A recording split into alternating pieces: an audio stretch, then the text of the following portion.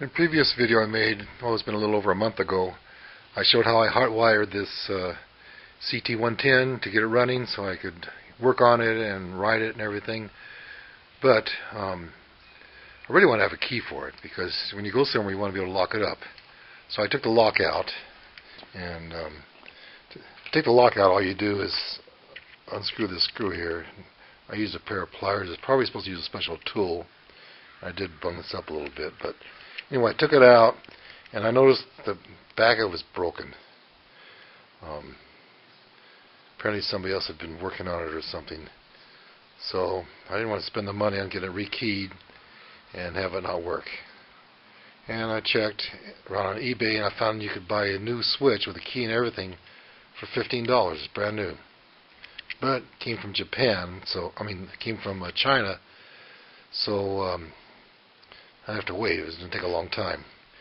So while I was waiting for it, I got a new seat for it, got some mirrors, and got some plates for it so I can ride it. And the front fork was leaking. The seals were leaking oil.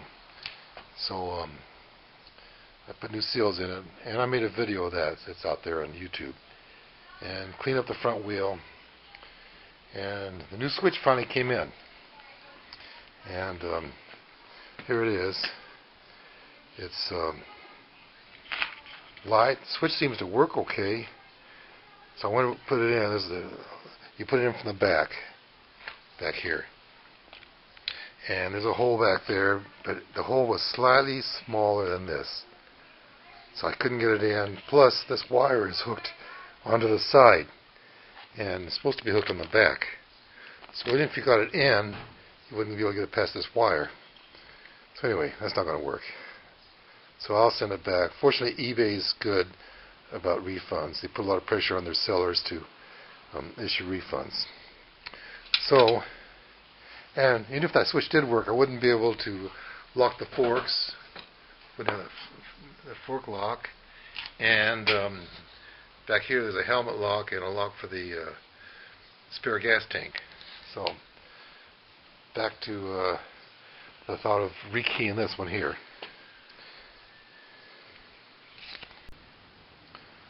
Alright, here are the three locks.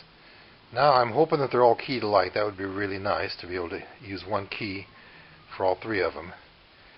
And maybe they're still original, I don't know. They have numbers on them though. Once you take the lock off, you can see the numbers. There's a number on here, right there. The numbers are all concealed. It's not like the old Honda, like the CT90s, where you could see the 5-digit number, and that was the actual cuts for the keys. And they were on the keys, and they're also on the face right where you could see them. But these are hidden. This one has a number down here on the bottom. It's right under this. It may not show up on the camera too well. They're really tiny. And this is for the forks. And here's the helmet and spare gas tank lock. And there's a number down here. And what it is, there's 3 letters and 3 numbers. And on this one, the letters were different, but the 3 numbers were the same. So, I'm hoping that'll work. I'm also hoping that once I get this lock rekeyed, that the switch will actually be good. Anyway, I take it down to a locksmith, and what he does is he says, yeah, those are all keyed alike. And as long as the last 3 numbers are the same, he didn't really tell me what the letters are for. They're keyed alike. So what he does, he went to his book, and he looked up, this is a 1981 CT110. So he looked it up, and he found the key code. And on that particular one, he used the Ilco key, and it's an X84. Now, Ilco is a brand name, so you could probably use a different brand. And I'm sure the book had, the key code for other brands. Anyway, that's the one he used, and then he went to his computer and he looked up the 3 numbers on the end, and using those 3 numbers, he found what the key code was, because there's 5 cuts. There's 2 of them down here which are the same, and then there's 3 more cuts on this key. And now they all work.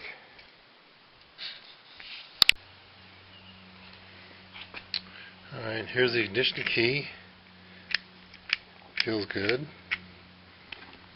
Here's the fork lock key, and you can see this little part comes up when I turn it to lock the forks.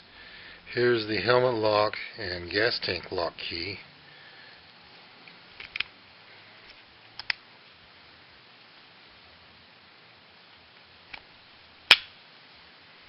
So it all works.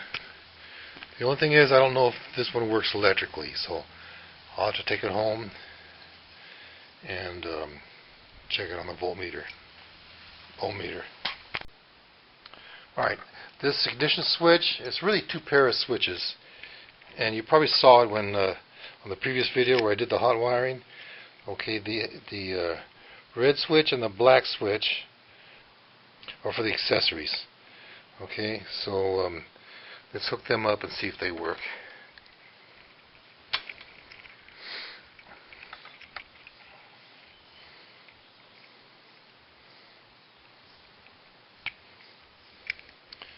And put this meter on the ohms position.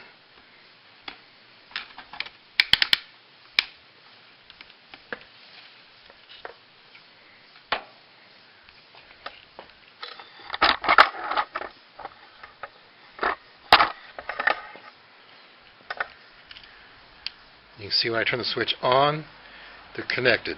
Okay, so we had the accessories are on. I turn the switch off, they're disconnected. Good, so that part of it works. Now this other part of the switch, the reason it worked when you disconnected all the wires, the reason it ran was this black wire with the white stripe. This is the actual ignition wire for the ignition system, and the green wire is ground. So when you turn the you can see that one's working too. So when you turn this switch off, it's the opposite of the other one. When you turn the switch off, the circuit is completed and it's grounded out. Same thing as the switch on the handlebars. When you turn it on, it opens it up, and the ignition is no longer grounded out and it'll run. So I was in luck. All three locks are working. Well, it's all buttoned up now, and it's probably the last video I'll make on this bike. I could probably clean up the back wheel and spoke a little bit, but it's running good, and I'd like to get on to another project. I have a CT200. It's a basket case, kind of, and it might be kind of interesting to do next. It's an older one. It's a 64, and it was the last of the pushrod engines before they went to the CT90. It's also 90cc, or 89, or 88. So that might be interesting.